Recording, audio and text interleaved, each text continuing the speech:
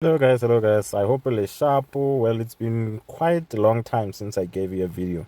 I've been very busy lately. I've been meaning to analyze some of these charts for you, but unfortunately, no Sahonahan. I've been very busy. But no, let's get started and just look at a couple of charts that we can maybe take advantage of going forward. And if you are new here, well, on this channel, I basically give you, setups, analysis, or any information or teachings regarding price action, right? Or technical style of trading, right? So if you are interested in learning more of this style, you can always, text me. But otherwise, let's get started. Don't forget to subscribe.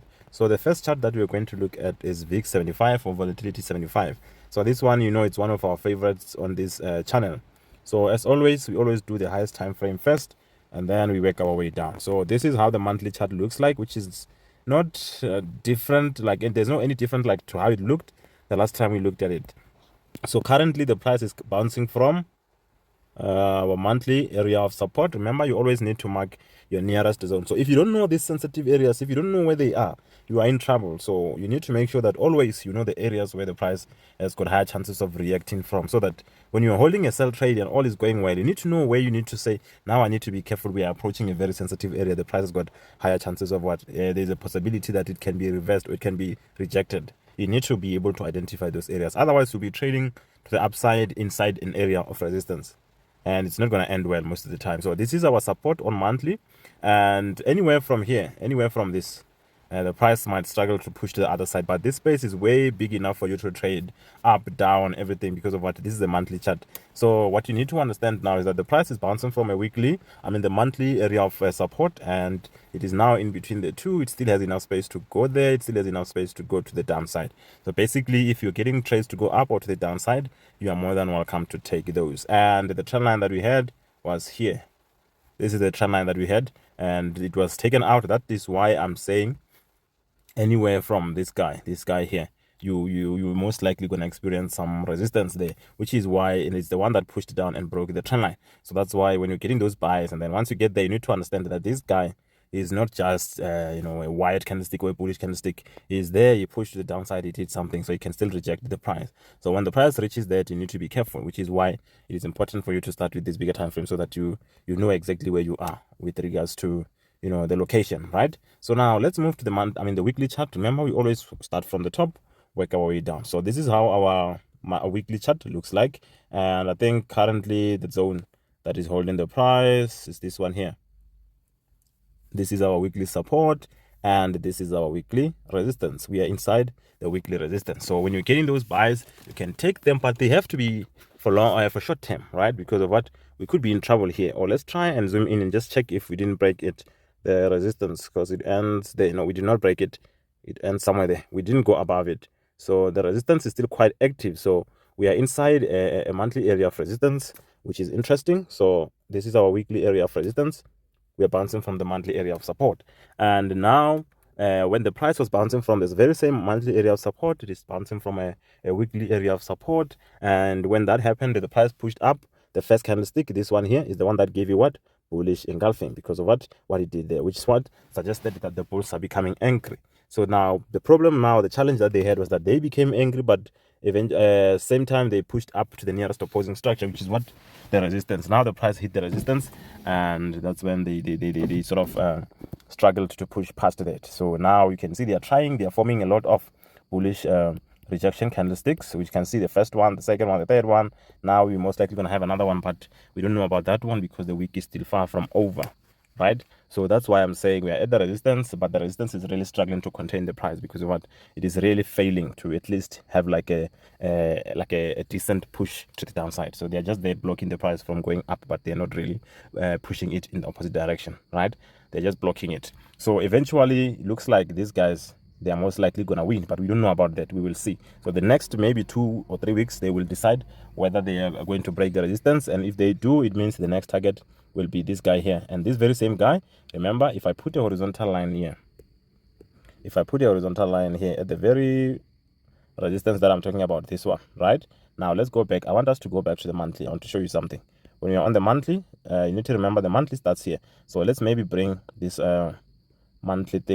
monthly, like this horizontal line, to the monthly zone where it starts. So anywhere from this the price might struggle to break. So let's check where it is. So it seems like the monthly area is going to be around this pin bar here, around this pin bar. And if it's hit, then it becomes trickier now for you to, especially if you want to trade for long term. But if you're someone that's planning trades, you know, that you're gonna just open today and then close maybe the same day or tomorrow, you can get trades to go up or down. For as long as you're not greedy, you know where the next opposite structure on that time frame you're trading is at, and then once that opposite structure is hit, you are out. You're not gonna say, "Oh, let me just hold a bit more, maybe I'll exit next week." You see, that's where the problem starts, because now when you start doing that, you are interfering with other time frames, and you'll find that most of the time those time frames, the bigger ones that you're interfering with, they do not agree with what you're doing. But if you just go there, smash and grab, you are out. It's more than enough. This thing moves. The pips here, they are decent, right? So that's all that we have on weekly. And the weekly, it seems like it is still to the downside because it has the trend line there, not yet broken. So around this pin bar, we are most likely going to struggle to go to the other side, because that's where the monthly area of resistance starts, and this is the old area of support, right? So but we'll see when the price gets there. Let's do daily and see what we got on daily. So on daily, the price became bullish the day it went to the other side of this trend line, and it even broke the nearest area of resistance. Now it came to the downside. Unfortunately, it didn't come and test this, and it was also a bad zone because of the pin bar. But then it went up to the upside, and then it created a new high, allowing you to push your trend line up like that. And I don't know on the smaller time frames if you had chances there, because I haven't traded this one in a while. But let's see. It kept on pushing, and then eventually it moved to the other side of the trend line. Because remember, if I extend this trend line like this, you'll see that it was taken out, and the price is now, you know, basically outside. Hopefully, you know, you're hoping that you will come to at least this, where you can search for trades to go to the upside. But rather, the price didn't do that. It did something interesting here. It pushed up and then formed this, which is still the same as what? Bullish engulfing. It's the bullish engulfing, which suggested that maybe the bulls are kicking in, even though they are not yet at a zone where they will have more support, you know, where they'll have more back up. Like if it was a bullish engulfing at a bullish zone, which is a support, it will increase the chances. But now it's in the middle of nowhere, and they're engulfing the price. We don't know whether they want to go up and restore their trend line or what, but this looks like the bulls are kicking in, right? So that's all that you have on this time frame. There's not a lot of things that are happening. So the interesting stuff I saw was on this time frame, right? Remember this move.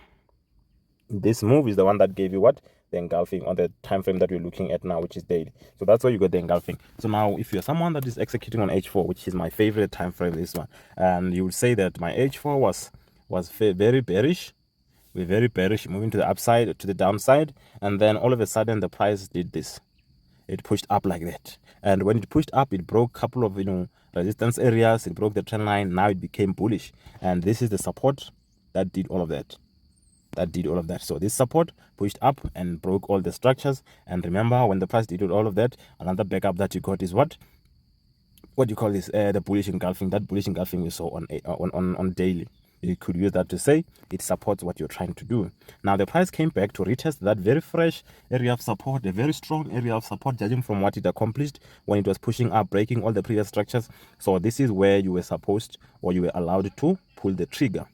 You could pull the trigger there, and remember, you are targeting the next, guys. This is the next zone or the next potential area where you have to exit. And here's the second one. Because of what? You need to make sure that you are setting your take profits on the same time frame that you are trading. So you need to start there. When you're saying the next opposite structure, you cannot use the monthly one. We need to use the one that we have here. Because if you're trading on H4, and then we say let's use the structures on monthly to place our take profits, the problem with that is that you are going to neglect daily. You're going to neglect weekly, of which they are higher than the H4 that you're trading. So you can't trade H4 and neglect the structures on daily. It does not make sense. You cannot neglect the higher time frame structures. So here you are allowed to execute there, and then you can use this as TP1. You can use this as TP2. Because of what? The reason why we are executing here is because of what? Remember, when you're on daily, you saw that daily pushed up. You had the engulfing. When you can come to the H4, you find that the very same engulfing move on H4, it broke a couple of structures. It changed the structure from downtrend to uptrend. So you just marked the support that was responsible for all of that, and you're saying it's strong because of what it did. So when the price is pushing down to that, that's when you are allowed to execute, which is what you got here. So that's what you're supposed to do. But now, if you say you're only seeing this now, and you're saying, now that we're here, what is it that I can do? Unfortunately, if you manage to get your trade already, you are inside that zone, but now you can't sell as yet because of what this is just an area, a swing high. It doesn't give us anything, so you cannot sell from it. You can only exit from it. Now you are watching the price just to see how is it going to react to this. Is it going to push down or is it going to push above? So if it pushes above, it means now it's giving you a chance to put a trend line there. You can mark this, and then any pullback towards the trend line or this support, you'll be doing the same thing, buying, hoping that the price will continue to push like this until maybe the level of this pin bar here, until maybe the level of that guy there. And maybe even if it goes deeper than that, because remember this is the monthly zone, it starts there with the weekly one, until even maybe it goes up into the deeper one. But you don't know, you cannot plan like that. Once the zones are hit, you need to go out. You're not gonna push and say maybe the price is gonna push deeper into them. It's possible, but if you trade like that, you are going to miss a lot of setups. Like you're going to, lose even some of the pips that you had accumulated because you wanted more. The price will end up reversing against you. So this is what you can do on this one. Let's see how our H1 looks like. So on our H1, it looks like the price was, in an uptrend, and then all of that changed when the price, after this area of what? I'm not sure if you can see it. I'm trying to mark it until the end, but I don't have space. I'm trying to mark it like this. So this is the guy that pushed down and changed the uptrend. So now the price is back to the same guy. It's back to the same guy. And on this time frame, the nearest area of support is this one. So if you are someone that's trading M15 and maybe H1, then you're saying your H1 has hit an area of resistance which is strong because of what it did during the time when it was formed. So now if on M15 maybe you get a pin bar like this, you can maybe go with the sell stop there, but do not be greedy. On that M15, if you have a support here on M15, you need to exit that, and then the higher time frame of your combination, which is, remember, you're doing, if I'm giving an example with M15 and H1. So you want to execute on that M15, you're targeting the opposite structures of that M15, and then the opposite structure on the higher time frame, which is your H1. This one here is to be your max TP. Don't want to go say I will now use H4, I will now use daily to put my take profit. No, they are not part of what you're trading. You mustn't be greedy and end up pushing it more. You need to take what the time frame you're trading is giving you and then move to the side. You will never have the big, like the entire chunk. If you want to trade and hold for weeks, you need to make sure that you are trading a time frame that's going to allow you to do this, so that even if let's say you manage to buy this, it will look like nothing to you if you're trading weekly. But someone who's trading H4, they cannot do that. I mean, they cannot survive this. They cannot survive this. You see? So it all depends on the time frame that you're trading. You need to stay there and make sure that you do your decisions. You make your decisions based on the structures you're seeing there. So from this one, if you want to continue buying, the price must at least take this one out. If you want to continue buying, because now it came from a very strong area of support, it pushed up, it has reached the target on this time frame. And remember, it is struggling. Yes, we're getting the pin bars, but this guy's been giving us issues. The price is struggling to pass that guy. So that's why I'm saying you need to make sure that you get a small portion, you walk to the side. So now if you are someone, like I was giving example, someone that's trading H1 and M15, now that you hit a very nice area of support, resistance on your H1, if you're on M15, you get some signs of reversal or whatever you use as your confirmation that the price could be reversing. If you get that there, you're going to sell and then push to the downside. TPs at your M15 areas of support, and then this H1 area of support is your max TP. You're not going to go past that. Yes, the price can go past that, but you, because you're making your decision based on the structures, on the time frames you're trading, you are not allowed to go past that. Yes, so that's all that you can expect from this one. I hope you learned something from the videos that I put here. And if you want more of this knowledge where I go into deeper details, you can always, contact me. And then, yeah, we will see how this one plays, and good luck. I'll see you in the next one. If you are new, don't forget to subscribe and also recommend the channel to your friends, because I know it's Kalas Baning. All right, guys, I'll see you in the next one. Sharp, sharp.